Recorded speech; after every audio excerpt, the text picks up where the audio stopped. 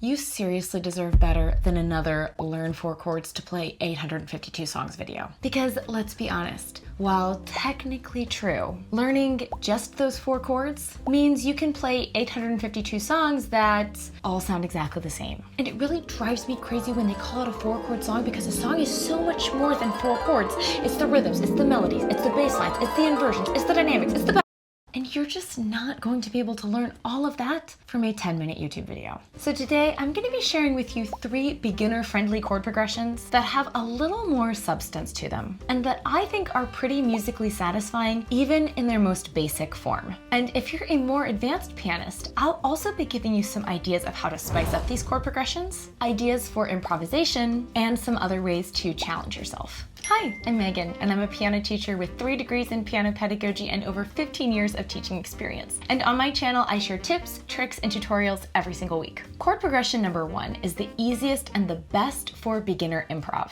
It's our C major 7, D minor 7, E minor 7, F major 7 chord progression. Now, when written out in sheet music and chord symbols, it actually looks more complicated than when you put it to the keys, which is saying something because it doesn't look that complicated. To play, you're simply going to start with your right hand thumb on C and stack up skips or thirds from there.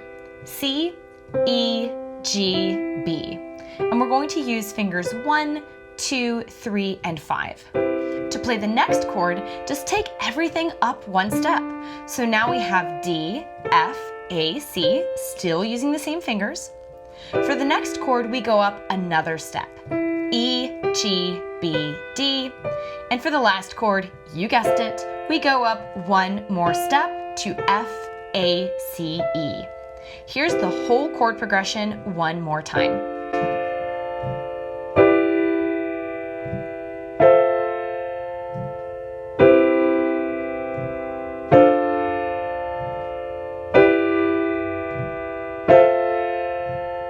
To play it with both hands, I like to play the full chord in the right hand and add just the root of the chord in the left hand, either just the single note or an octave.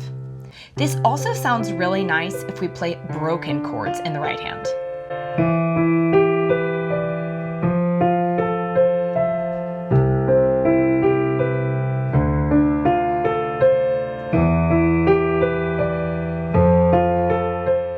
Now to do a little improv with this, play the full chord with your left hand, either blocked or my favorite way to do it is to play the bottom note first, then the top 3 like this.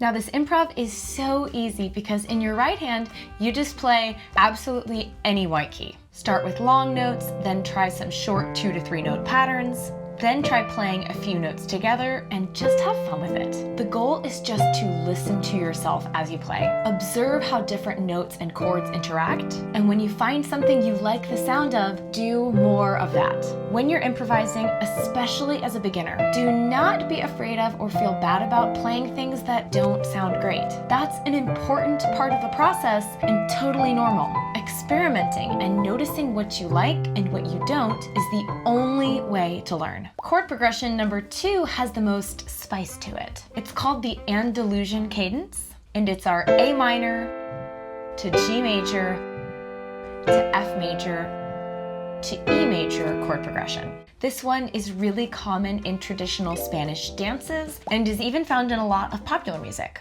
To play, start with your right hand thumb on A and build up thirds A, C, E using fingers 1, 3, 5. Then take everything a step down to G, B, D, still using 1, 3, 5. Then another step down to F, A, C, and finally one more step down, but this time we're adding a blank key, E, G sharp, B. Here's that whole progression one more time.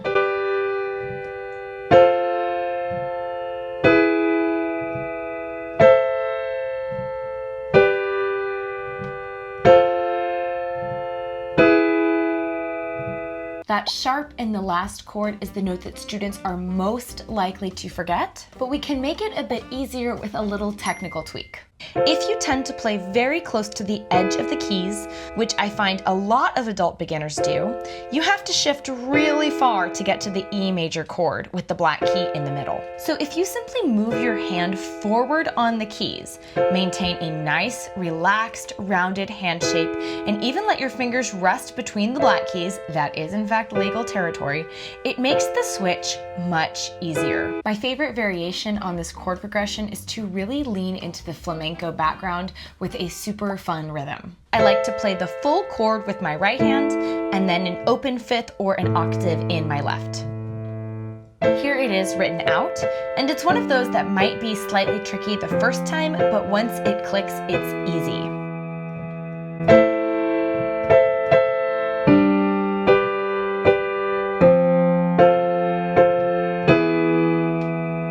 Now just a little faster.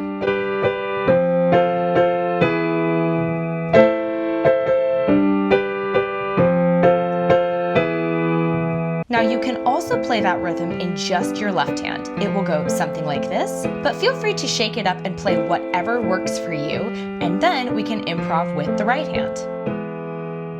Just like the first chord progression, start in the notes of your A minor 5-finger scale and begin by playing just one note and observe the effect that different notes create with different chords. Some will sound harmonious, others dissonant, some will produce more tension, some resolution. Then try playing some short patterns of 2 to 3 notes, focusing on just stepwise motion, notes that are right next to each other. Listen for what you like and do more of that. And when you feel comfortable, you can add multiple notes together or venture outside of your 5-finger scale to the notes of the full A harmonic minor scale.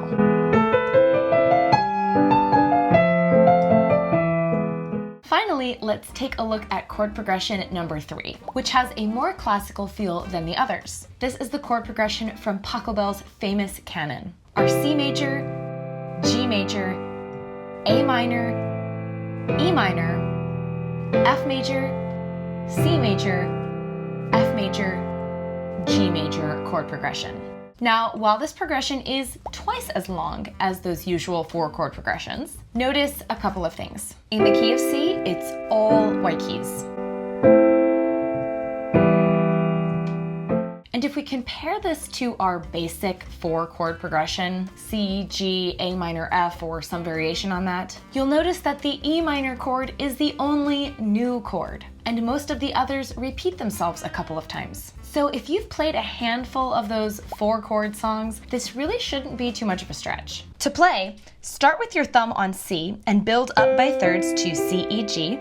Then we're going to jump down to G, B, D, then step up to A, C, E, then jump down to E, G, B, then step back up to F, A, C, then jump down to C, E, G, then back up to F, A, C, and one step up to G, B, D. Notice the interval pattern. We jump down a fourth, then up a second, then down a fourth, and up a second, then down a fourth, and the ending is the only place the pattern changes. We then go up a fourth before going up a second to our final chord.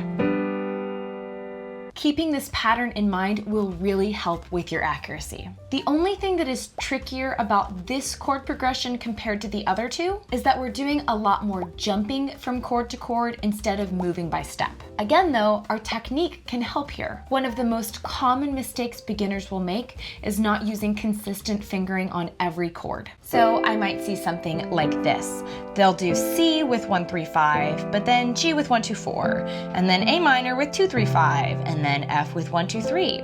And the whole goal is to avoid lifting your hand up by any means necessary. This not only can result in a lot of tension, but also isn't great because for beginners, building the muscle memory and awareness of keyboard geography with just one finger per key is extremely important. Once you're more advanced, it's very common to change up your fingering and play what feels comfortable for each chord. But for the moment, I would play every single chord with 1, 3, 5 and work on building perfect accuracy with that fingering. Now your challenge for this one is to learn Pachelbel's inversion pattern for this progression, so you can make it sound like the original canon. Now, if you need a little review on chord inversions, you can click right here for a full breakdown, but the SparkNotes version. In root position, the home note or note we name the chord after is on the bottom. To create first inversion, we take that bottom note and flip it to the top.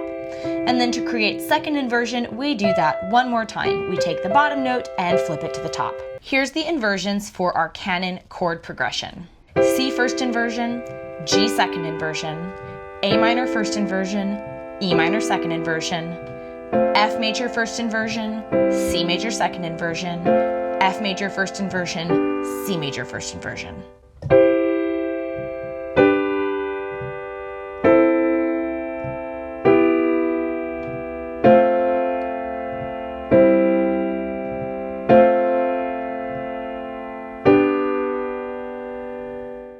And to add the finishing touches, play the root of each chord with your left hand, and then play a broken chord in the right hand.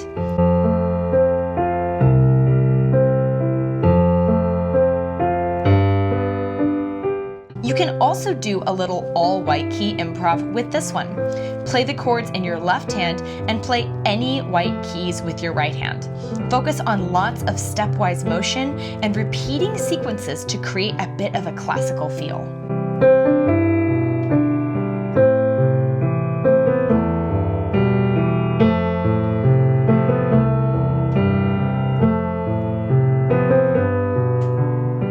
Now, if you're at more of an advanced level, you can still make these beginner-friendly chord progressions into quite a challenge by transposing them to all 12 keys. This is one of the best ways to put your music theory knowledge to the test. The better you know your scales, intervals, chord qualities, and ear training, the easier transposing is going to be. And if the idea of transposing pieces or exercises to other keys is totally new to you, I have an upcoming video on the fundamentals of transposing, so be sure to subscribe and hit the bell to be notified about when that video comes out. I hope you give these fun chord progressions a try this week, and if you do, be sure to let me know how it goes in the comments below. And as always, thanks so much for watching and happy practicing.